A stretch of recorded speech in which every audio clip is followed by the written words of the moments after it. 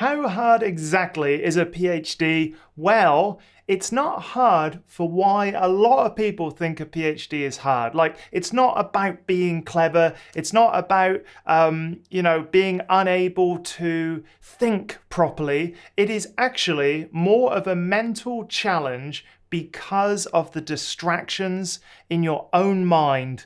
And it really is about staying on task for 3 or more years, despite what life throws at you. And to be honest with you, when I speak to PhD students, their challenges are very rarely to do with like the lab or their research or coming up with ideas. It's actually the distractions from doing their PhD that are the hardest things to deal with. And so in this video, we're going to talk about the biggest things that make a PhD hard and what you can do to overcome them. This video is brought to you by my newsletter. Go check it out at andrewstapleton.com.au/newsletter. And there you can sign up to a newsletter where initially you'll get a template for a perfect PhD daily schedule. And then I'm going to be launching something very exciting in the next couple of months, and you will find out what that is on that newsletter. So go sign up and get the information, become an insider. There is no doubt that a PhD is actually just very difficult. You know, it's about staying on track, like I said, for 3 to 5 to 7 to 10 years. Some people spend 10 years doing their PhD. And really, you're just always working towards this goal. But there is a combination of distractions which can easily throw you off course. And if you get thrown off course in the early part of your PhD, it can be hard to kind of get that traction back, because with a PhD, you make small little steps every single day towards the end goal, and those compound over time to getting a PhD, either through publications like producing peer-reviewed papers or by writing this massive thesis. Mine was like 260 pages, I think. And, you know, anything that can distract you along the way just holds you back and holds you back. And one of the biggest things that I see is not, in fact, people's ability to do a PhD or their ability to come up with ideas, but it's distractions. And one of the biggest ones is financial. You know, like, essentially, you are putting adult life on hold for a long period of time, up to sort of 5 to 7 years, in the hope that you will get a job that will pay you more to compensate you for your lower earnings during that time. And that can be kind of very taxing on your well-being, because you're just like, hang on, well, I'm getting like $20,000 a year, or when I was doing it, it was about $19,000 a year. And that was more than enough to live on in my current lifestyle that I was living at the time. But I delayed things like, you know, saving. I delayed things like buying nice cars or working up the career ladder or something like that, you know, something that normal people do. And so the financial aspects of doing a PhD, I think, can be some of the hardest things to overcome. And that is particularly true if you are doing a self-funded PhD. A self-funded PhD, I really advise against doing a self-funded PhD, because a PhD is so hard. You know, you need to stay focused on doing your PhD, getting to the end. And if you're just always worried about, you know, can I afford rent? Am I able to afford these things? Can I eat in the next couple of weeks? That is a very serious barrier for allowing your mind just to be creative and work your way through problems. So yes, financial is a big thing. Also, another distraction I see is just people's mental health. A PhD will tax people in different ways.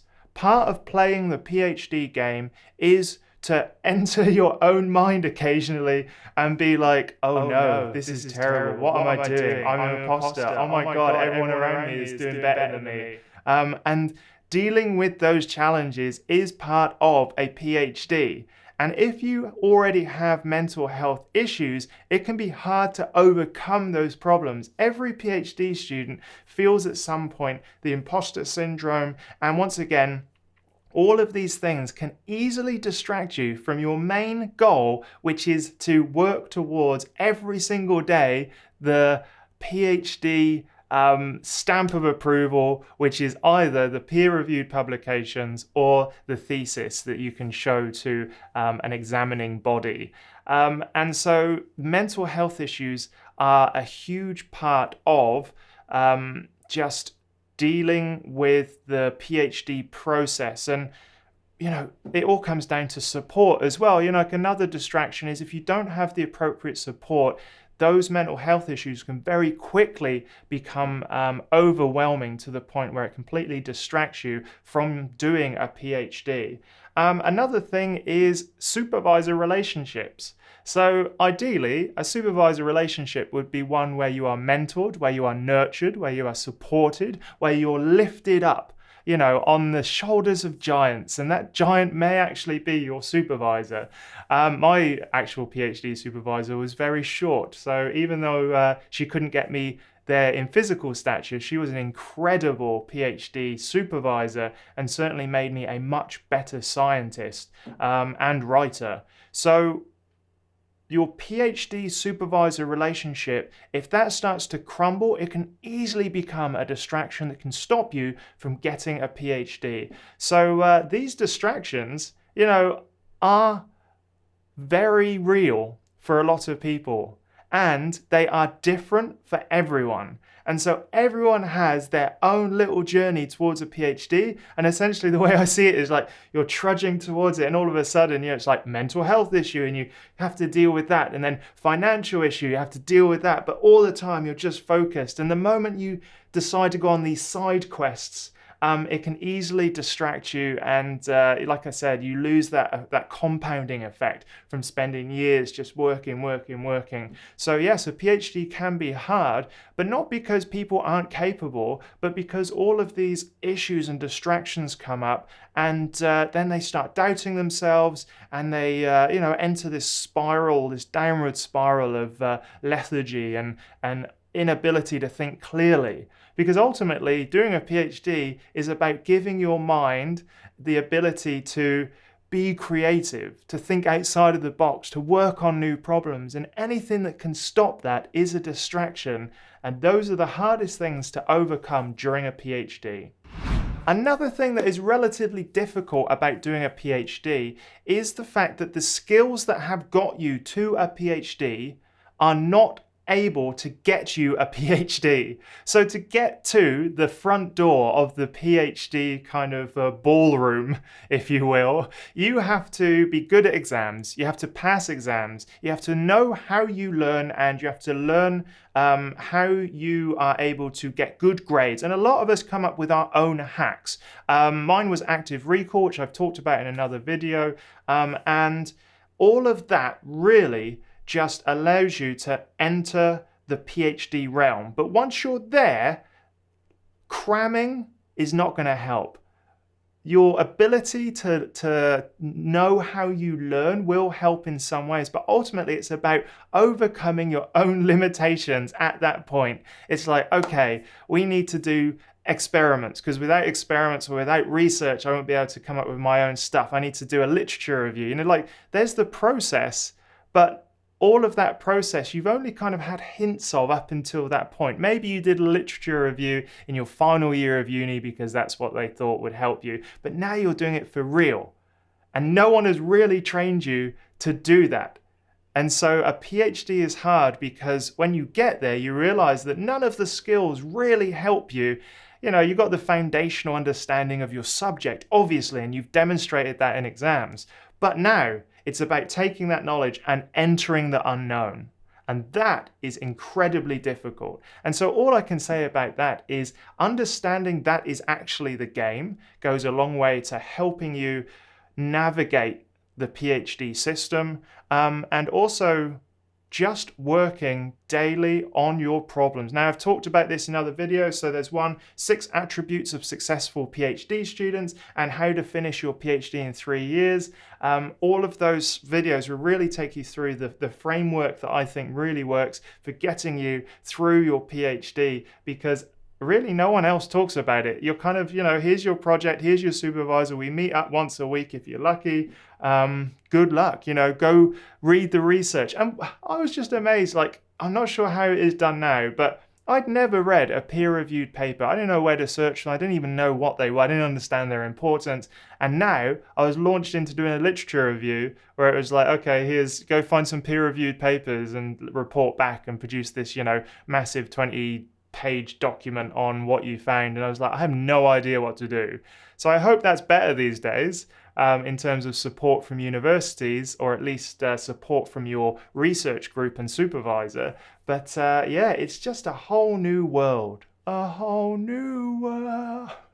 Another thing that's also very challenging about a PhD is that you are running your own race. No PhDs are the same, and that is just due to their nature of the fact that you are discovering new things, you are entering new realms, you are doing new experiments to find out new and novel, exciting things about the world, and no one else has done it before. So, you can use a general framework like I've talked about in other videos, but really it's difficult because you are now on your own, which means that comparing yourself to other people is not useful. Comparing yourself to other people results in feelings of isolation, which can make your PhD much harder. And also the biggest one is imposter syndrome. So because you are running your own race, you are always comparing when things are just not comparable. So, you look across and you say, well, someone's got more papers than me. Yeah, that's because their research has allowed them to do that at some point. You just keep focused on what you can do. I always like to try to beat myself from last year. Like if I'm beating my own metrics, whatever those may be for you, number of papers or number of experiments or number of draft chapters, as long as you are progressing month on month on month, that's all that matters. The speed at which people get there will depend on the project, the supervisor, luck is a huge thing. You cannot compare, because the moment you start comparing, you start feeling like an imposter, and everyone has those feelings at some point. And just moving forward one step at a time is the only way you can make sure that you are heading in the right direction. And so yes, don't compare yourself to other people, because it really brings out those imposter feelings. And also just remember that everyone's race is different, and that means everyone's challenge is different. And part of the PhD process is less about, finding out new things about the world, but being able to get through your own challenges on your own, which can feel incredibly isolating, and silencing those internal voices that are just saying, well, maybe you're not clever enough. Maybe they're cleverer than you, so that's why they're doing better. And you're not doing too well. You're too far behind. You'll never catch up. Try to silence those with meditation or just taking a break every so often can really help. So yes, don't compare yourself to others. Everyone's PhD is their own race, which is not comparable to other people's. For a whole range of overlaying and interlocking reasons. So just stay focused on getting better compared to you last month. So there we have it. There are the real reasons that a PhD is difficult. Let me know in the comments what you would add. If this video has been useful to you, please remember to give it a thumbs up, and I shall see you in the next video.